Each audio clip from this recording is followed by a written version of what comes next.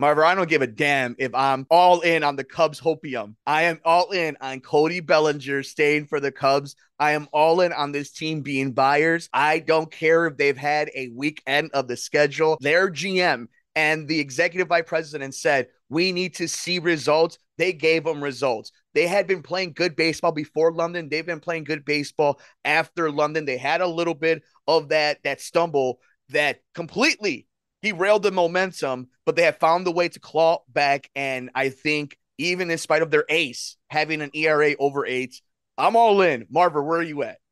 Well, actually, the rotation has been pretty solid, except for Smiley, and of course, Stroh has been a little bit off the last few starts, so he may end up going, like we were discussing off the air. But the deadline is Tuesday, and it's kind of interesting because they're now 500.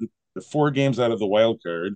They're playing the Cardinals as we speak this weekend, and then they play the team essentially directly ahead of them, Cincinnati, at home.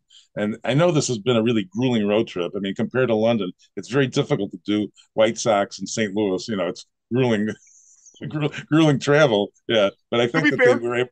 to be fair, Yeah, very hot. Very, very hot. very hot. Right, right. So yeah, that's true.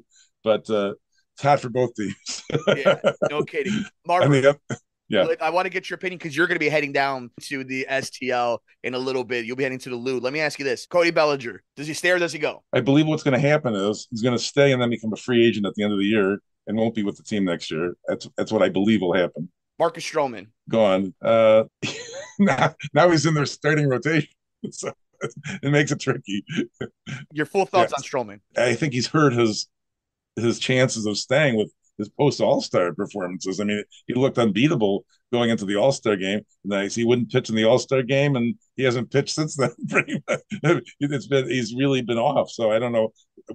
I think somebody's going to want him, and if we could get, I don't know what we maybe we can get a third baseman and some youngsters. Kyle Hendricks, final one. Yeah, I don't want to see him go, but I think that his value is as high as it's going to be right now, honestly. But the rotation, I hate to see them break up the rotation because it's been pretty good with the Steele Hendricks, combination has been working pretty well, and even Tyone's been okay of late. It's just the other two spots have been a little dicey lately. So I don't. I mean, the starting has been kind of their strength, and then in the bullpen has not been. Although that's sort of flipped a little bit lately. So now that I guess Alzolay's the closer, and so that's the way that's been working. And they've been using Later as a setup man. So I mean, I don't know what's going to happen, but I think they may keep Fulmer. The best of all worlds for me. I pulled what the Atlanta Braves did and the Nationals did and other teams have done in this situation that we're at 500. You make some conservative trades. You're conservative buyers. You do things to surround the edges to make sure that you're getting everything in between the margins. And if that means a Cody Bellinger or a Marcus Stroman, you do something that's going to benefit your team. And in my opinion, you're not making a run for the NL Central, let alone the wild card without Cody Bellinger. So that means if it has to be one of these starting pitchers or a player from the minor leagues, addition by subtraction can be a real thing for this Cubs team. It's going to be interesting to see how this all plays out. But Marvin, we're going to be all over it Yeah, next week as the yeah. results of the trade deadline and to see if this Cubs team has played themselves into a Mm-hmm. true playoff contender. It'll be interesting too because I mean, people may actually ask about Morel.